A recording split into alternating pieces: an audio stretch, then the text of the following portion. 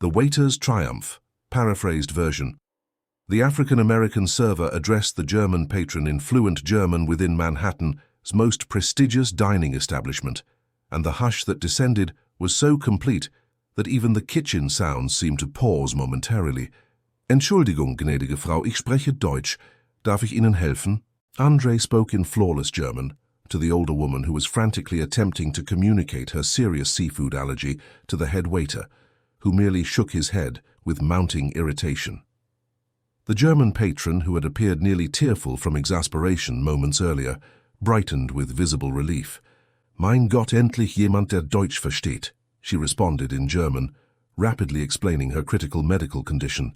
André Santos, 28 years old, never anticipated that his 5 years of German study during early morning hours at the public library would manifest so conspicuously at Le Bernardin, where he had labored for 3 years, consistently assigned to the establishment's least significant tables. He remained the sole black staff member in a venue charging $300 per guest, where most patrons arrived via luxury vehicles. The establishment's manager, Mr. Morrison, a 50-year-old individual sporting a grey mustache and maintaining a perpetually patronizing demeanor, observed the interaction with suspicious eyes. He had employed André exclusively to satisfy municipal diversity requirements, consistently ensuring his assignment to rear tables, distant from valued clientele. Santos, return to your designated area, Morrison snarled, approaching. Leave the premium customers to staff members capable of proper service. However, the German lady, Frau Weber, gently grasped André's arm. Dieser junge Mann ist ein Engel, she declared in German, explaining to her spouse how André had prevented a potentially life-threatening situation. Versteht mich perfekt. At table 12, an inconspicuous woman observed the entire scenario with increasing fascination. She wore understated yet perfectly tailored attire, and her perceptive gaze captured every nuance of the exchange. Catherine Wells, billionaire and chief executive of Wells International, had deliberately chosen solitary dining precisely to study individuals when they believed themselves unobserved. André meticulously translated all dietary restrictions to Morrison, recommending safe menu alternatives for the client. His bearing remained professional and courteous, yet something in his expression, a keen intelligence, contrasted starkly with Morrison's treatment of him. "Thank her and return to your stations," Morrison commanded through clenched teeth, clearly aggravated by André's recognition. "And in the future, avoid interfering where you don't belong." Frau Weber left $100 gratuity specifically for André, whispering in German, "You preserved my life today. Thank you for your compassion and wisdom." Catherine Wells concluded her meal deliberately, watching Morrison continue humiliating André throughout the evening, dispatching him to clean already spotless tables, criticizing his stance, ensuring everyone understood his position within that establishment. Morrison remained unaware that every slight, every superfluous order, every contemptuous glance was being memorized by someone possessing the authority to transform lives with a simple telephone call. Catherine wasn't merely a casual observer. She was a silent hunter seeking squandered talent in the most unexpected locations. When André passed her table finally, serving coffee with identical professional grace, despite constant degradation, she noticed something others missed. In those work-worn hands maintaining perfect tray stability, in the fluent German emerging unexpectedly, in eyes revealing education far exceeding his current role's suggestions. If you're enjoying this tale of triumph over adversity and justice, remember to subscribe to our channel. What Catherine Wells recognized in that humiliated server was about to shake that pretentious restaurant as foundations in ways Morrison could never have envisioned. In the days following the Frau Weber incident, André's existence at Le Bernardin transformed into carefully orchestrated torment. Morrison had determined that this moment of prominence required correction through subtle yet persistent punishment. "Santos, clean table 3 again," Morrison commanded for the 4th time that morning, despite knowing the surface was already immaculate. Upon completion, proceed to storage and reorganize all glassware. André complied silently, but Catherine Wells, who had returned thrice that week always requesting the same discreet seating, noticed every humiliation. She observed Morrison forcing Andre to repeat pointless tasks, deliberately placing him in inferior sections, whispering malicious remarks whenever passing nearby. "For these types need to understand their place," Morrison commented loudly enough for Andre's hearing while addressing other servers. "Provide opportunities, and they believe they can accomplish anything." Morrison remained ignorant that Andre Santos wasn't simply a German-speaking waiter. During sleepless nights at Brooklyn Public Library, while Morrison likely slept in his suburban residence, Fondre had consumed not only language texts, but hospitality management volumes, international etiquette guides, and luxury consumer psychology studies. He had matured observing his mother, Doña Rosa, laboring as corporate office cleaner, returning with stories about executive treatment of employees like furniture. "Hijo," she would say while treating her injured hands with ointment, "someday you'll occupy the opposite side of that desk. When that occurs, remember what it feels like down here." Catherine discovered Andre's background through methods few billionaires would attempt. A discreet conversation with the Brooklyn librarian revealed a young black man studying devotedly for years, consistently carrying hospitality, international business, and language book stacks. The restaurant's night custodial staff, for generous compensation, described how Andre arrived 2 hours early to study in the break room, using borrowed materials and taking notes in worn notebooks. "Do you understand Santos's problem?"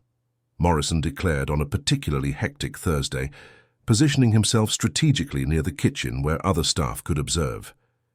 "You believe that speaking another language makes you superior to others, but ultimately you remain merely another server." Andre paused, polishing his tray, fingers imperceptibly tightening on the metal. Momentarily, Catherine thought he might respond, that he would finally erupt. Instead, he inhaled deeply and continued working, as if conserving energy for something greater. "Yes, sir," Andre replied, his voice controlled yet possessing firmness that made Morrison uncomfortably frown. That evening, Catherine witnessed the final provocation. A Japanese tourist couple appeared clearly confused by the menu, gesturing anxiously while attempting to explain dietary restrictions in fractured English. Their assigned server simply shook his head, visibly annoyed. Andre approached discreetly. "Sumimasen watashi wa sukoshi nihongo ga dekimasu," he said in Japanese, bringing instant relief to the couple. "Can I assist with the menu?" Morrison appeared like a predator. "Santos, how many times must I repeat myself? Remain in your section." "Sir, they have shellfish allergies and couldn't communicate." "I don't care," Morrison exploded, loud enough for the entire restaurant's attention. "You're here for food service, not language demonstrations. If you continue meddling inappropriately, seek alternative employment." The uncomfortable silence that followed was profound. The Japanese customers appeared mortified. The German couple from the previous week had witnessed everything, and several other patrons observed the scene with uneasy expressions. Andre lowered his gaze, clearly humiliated, but Catherine noticed something crucial. His fists were clenched, not in helpless rage, but as someone reaching a decision. "I apologize, sir," Andre said, his voice quiet yet clear. "It won't recur." Yet something in his tone, an almost imperceptible certainty, made Catherine smile discreetly. It was the voice of someone not apologizing, but making a promise Morrison was too arrogant to comprehend. As Andre returned to his section, Catherine made a swift phone call. "James, I need complete information on Le Bernardin. Property, licenses, financial history, everything. And I want details on one specific employee, Andre Santos." Each new humiliation only strengthened something within him that his oppressors couldn't perceive, a quiet determination fueled by the very injustice they attempted to impose. Morrison remained unaware that every insult, every unnecessary command, was being carefully catalogued in the memory of someone who had spent years preparing for a moment not yet arrived. Catherine Wells's discreet investigation into Andre Santos revealed a deeply impressive story. The young man had lost his father at 16, assuming sole responsibility for family support. He labored days in construction and nights at the restaurant, yet still found time for dawn library study. His academic records showed exceptional grades in a hotel management technical course he financed through extreme sacrifice. "Miss Wells," said James, her personal assistant, during a phone conversation. I discovered something intriguing. Andre Santos isn't only fluent in German and Japanese. He speaks 6 languages and pursues an executive MBA through distance learning at an international university. He finances tuition working weekends as a freelance translator. Catherine smiled, watching Andre across the restaurant as Morrison forced him to clean identical tables for the 5th time. Continue investigating. I want complete information about the family's financial situation, his future plans, and most importantly, I want a comprehensive file on Morrison. Meanwhile, Andre was developing his own silent strategy. Each Morrison humiliation was carefully documented in a small notebook he kept in the staff locker. He recorded dates, present witnesses, specific comments. It wasn't paranoia, it was methodology. During breaks, Andre began observing the restaurant's patterns more closely. He noticed Morrison's differential customer treatment based on appearance, his tip manipulation, his discriminatory comments when believing himself unheard. More importantly, he realized he wasn't the only mistreated employee. "Oye, Andre," whispered Carmen, a 40-year-old Latina waitress employed at Le Bernardin for 8 years. "Did you see Morrison's treatment of Isabella today? He claimed her accent frightened customers." Isabella was a newly hired Italian waitress with fine dining experience in Rome restaurants. Morrison had assigned her exclusively to cleaning duties after a customer praised her authentic Italian pronunciation while explaining the menu. "He's worsening," commented David, an Asian-American waiter with gastronomy degree from the Culinary Institute.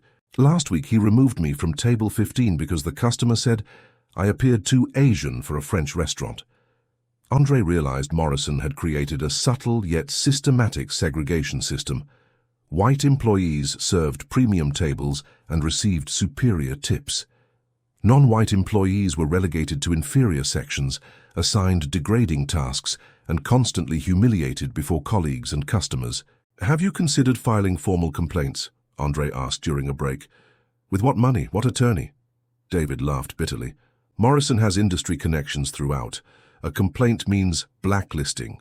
No quality restaurant would ever hire us again." It was Thursday when Catherine decided to act. She had gathered sufficient information not only about Andre, but about Morrison's entire discriminatory behavior pattern.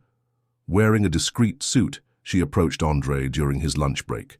"Mr. Santos," she said softly in German, "may we speak privately?" Andre looked up surprised, immediately recognizing the woman he had observed so frequently in the restaurant's corner. "You speak German," he replied in the same language, intrigued. "I speak 7 languages," Catherine smiled. "Just like you. My name is Catherine Wells, and I have a proposal that may interest you." They walked to a nearby cafe. Catherine spoke directly. "I work in corporate acquisitions. I've been observing Le Bernardin for weeks, not as a customer but as a potential investor. What impressed me wasn't the restaurant, but you." Andre frowned. "I don't understand." "You speak 6 languages fluently, possess a hotel management degree, pursue an executive MBA, and most importantly, you have something business schools can't teach, dignity under pressure." Catherine paused. "I've also discovered Morrison is systematically violating federal labor laws regarding racial and ethnic discrimination." Andre's heart accelerated. "Are you an attorney?" "Not directly, but I have access to the country's finest labor lawyers." Catherine slid a card across the table. "And I possess something Morrison would never expect, unlimited resources and patience for prolonged battles." She explained that her company, Wells International, often acquired poorly managed establishments with untapped potential. Le Bernardin has a prime location, established clientele, but toxic management destroying its reputation. It's precisely the investment type I'm interested in. "Why are you telling me this?" Andre asked, still processing the information. "Because I need someone inside, someone who understands not only restaurant operations, but cultural nuances necessary to transform it into what it should be, a truly international establishment." Catherine leaned forward. "And because I believe people like Morrison need to face real consequences for their prejudices." Andre felt something ignite within his chest. It wasn't just hope, it was the possibility of righteous justice. "What would you need me to do?" Continue working normally. Document everything you've been documenting, but now with professional equipment. Catherine handed him a small device. Discrete digital recorder. Record all discriminatory interactions, note witnesses. In 2 weeks, we'll have sufficient evidence for devastating legal action. And then, Mr. Santos, you'll become the new Le Bernardin's general manager under new ownership, with salary matching your actual qualifications, not Morrison's prejudices.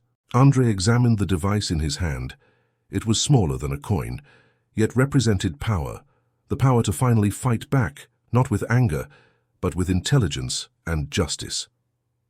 Morrison has no idea what he's about to face, Catherine smiled. Men like him believe they can trample talented people with impunity. It's time to prove them wrong. When Andre returned to work that afternoon, Morrison immediately attacked. Santos, where were you? Your lunch break was 30 minutes, not an hour. I apologize, sir, it won't happen again, Andre replied calmly, discreetly activating the recorder. That's correct, it won't happen, and to ensure this, you're staying late today to compensate. No overtime. Morrison smiled maliciously. People like you need to learn that time is money. Andre simply nodded, but his eyes shone with new determination. Every cruel word Morrison uttered was being recorded. Every witness was being catalogued. Every humiliation was becoming evidence in a case that would destroy not only Morrison's career, but his entire power base built on prejudice and arrogance. Morrison continued his tirade, unaware he was methodically digging his own professional grave. People like you should be grateful for any employment at all. Don't develop expectations above your station. As Morrison spoke, Andre noticed Catherine Wells entering the restaurant for dinner. She sat at her usual discreet table, ordered wine, and opened a laptop. To any observer, she was just another executive working during a solitary meal. But Andre knew the truth. She was documenting everything, setting the stage for the biggest reversal that establishment had ever witnessed.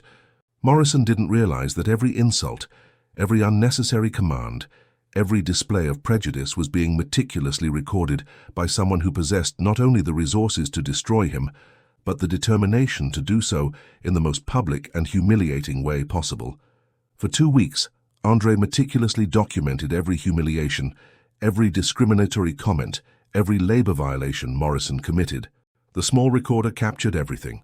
The whispered insults, the abusive orders, the prejudiced comments made when Morrison thought he was among allies.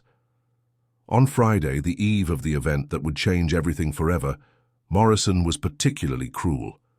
A delegation of Japanese investors had reserved the restaurant's private room, and he wanted to ensure only appropriate employees served them.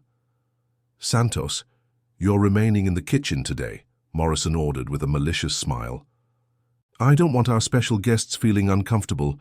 Andre nodded calmly, activating the recorder. Of course, sir. May I ask why? Because they're paying $15,000 for this reception, and clients of that caliber expect certain standards. Morrison lowered his voice, but not sufficiently. People like him can serve regular tables, but this is serious business.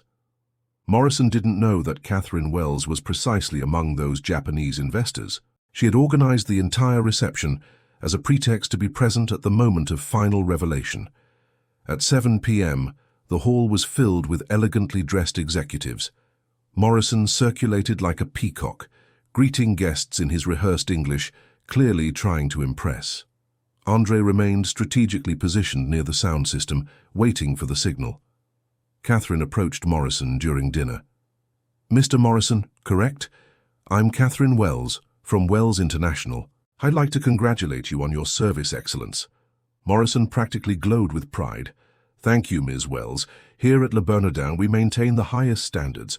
We carefully select our staff to ensure our customers receive only the best. Interesting, Catherine smiled coldly. And how exactly do you make this careful selection? Well, you must have a keen eye, Morrison boasted, drinking more wine than he should have. Some employees simply don't have the right profile for certain occasions. It's a matter of image, you understand. Catherine nodded, discreetly signaling to Andre. I understand perfectly. In fact, how about we hear some examples of your management philosophy?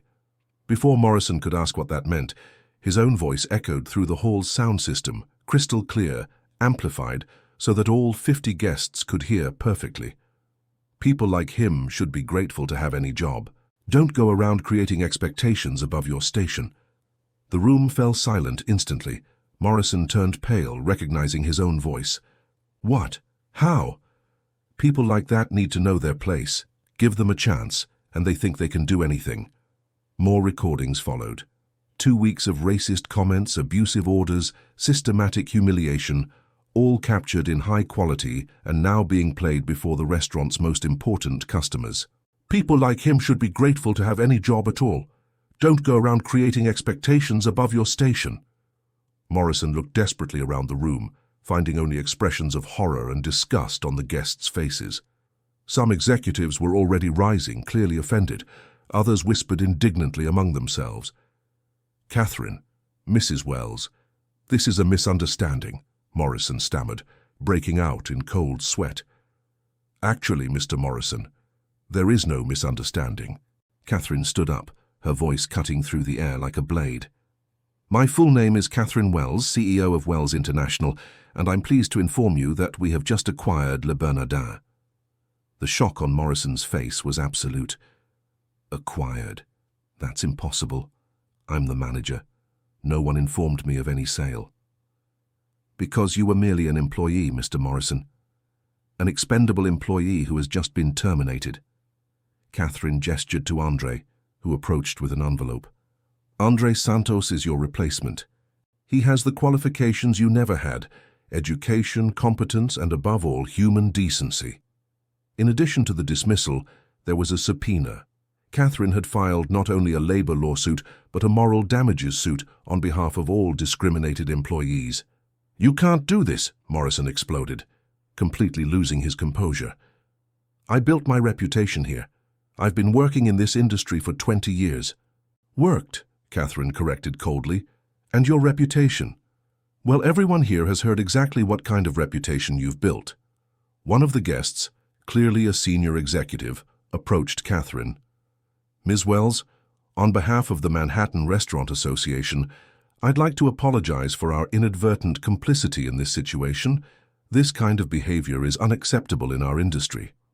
Morrison looked around desperately, but all the faces around him reflected only contempt. His network of contacts, his friends in the industry, were all visibly distancing themselves. In a matter of minutes, he had lost not only his job, but all his professional credibility. "Andre," Catherine said, turning to the new manager, "would you like to say a few words to our guests?" Andre stood where Morrison had been moments before, but his presence was completely different. There was dignity in his posture, authority in his voice. "Ladies and gentlemen, welcome to the new Le Bernardin, an establishment where respect and excellence go hand in hand, where we judge people by their character and competence, not by the color of their skin." He continued in fluent Japanese, greeting the Japanese guests in their native language, then in French, German, and Italian, demonstrating to everyone present not only his linguistic ability, but his true readiness to lead a high-level international restaurant. The applause was spontaneous and warm. Morrison, still standing in the middle of the hall, looked like a ghost. His arrogance had been replaced by total and irreversible public humiliation. Catherine approached him one last time. "Mr. Morrison, security is waiting to escort you to the exit. Your personal belongings will be sent to you by mail." As Morrison was led out of the hall under the gaze of everyone who had witnessed his downfall, Andre remained in the center, not triumphant, but serene. He had won not through anger or revenge, but through preparation, dignity, and justice. The transformation was complete. The man who had spent years being humiliated by prejudice now occupied exactly the position his competence had always deserved. Morrison, for his part, discovered that arrogance and racism come at a very high price in the real world. But as the guests continued to congratulate Andre and the new management, they discovered the full extent of the changes Catherine had planned. One question hung in the air: would it be possible to completely rebuild the toxic culture Morrison had created, or were some scars too deep to heal completely? 6 months later, Le Bernardin had become Manhattan's most respected restaurant, not only for its culinary excellence, but for the revolutionary culture of inclusion that Andre had implemented. Gastronomy Today magazine dedicated a cover story entitled The Rebirth of Le Bernardin, How a Former Waiter Turned Prejudice into Prosperity.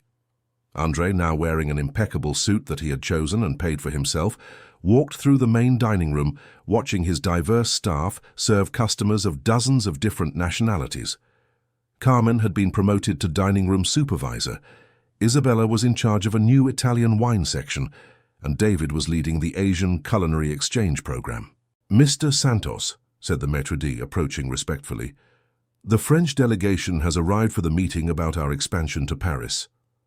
Andre nodded, adjusting his cufflinks. In recent months, his partnership with Catherine Wells had resulted not only in the restaurant's transformation, but in a chain of establishments that prioritized both excellence and authentic cultural diversity.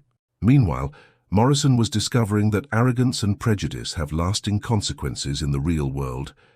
No quality restaurant in New York would hire him after the video of his public humiliation went viral on social media.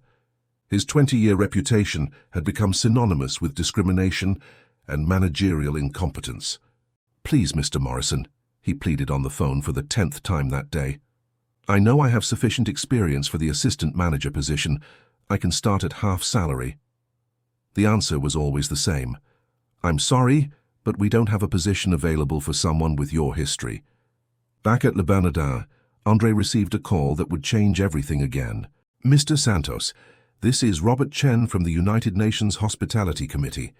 We would like to invite you to coordinate the official dinner for the next assembly. We need someone who truly understands cultural diplomacy." Catherine Wells watched from her usual table, now as an official partner in the business, while Andre simultaneously coordinated 3 different languages to solve a complex logistical problem. "Did you know it would be like this?" she asked her assistant. "From day one," he replied. "But even I didn't imagine that he would transform not just a restaurant, but an entire industry. Other establishments are copying Le Bernardin's model of cultural diversity." At the end of that day, Andre found a letter on his desk. It was from Frau Weber, the German lady whose moment of despair had triggered this whole transformation. "My dear Andre," it said in perfect German, "I read in the newspapers about your incredible journey. I want you to know that on that day you not only helped me with my allergy, you showed me that kindness still exists in the world. Your mother must be very proud." Andre smiled, remembering Doña Rosa's prophetic words, "One day you'll be on the other side of that desk." She was right, but there was something even better than simply being on the other side. He had rebuilt the entire table. Morrison, for his part, had learned the hard way that discrimination is not only morally wrong, but professionally suicidal. His latest posts on LinkedIn, desperately trying to rebuild his image, received only comments reminding people of the viral video where his true personality was exposed. The transformation was complete. Andre had not only survived the humiliation, he had used every insult as fuel to build something his former oppressors could never have imagined. He had proven that true excellence has no color, no origin, no limits beyond those we impose on ourselves. Morrison tried to destroy Andre, but ended up destroying only himself. Andre learned that true revenge is not to repay the damage suffered. It is to achieve the success that your enemies could never imagine, turning every barrier into a springboard. If this story of overcoming adversity and justice touched your heart, leave your like and subscribe to the channel for more stories that prove that sometimes our greatest injustices become our greatest impulses for greatness.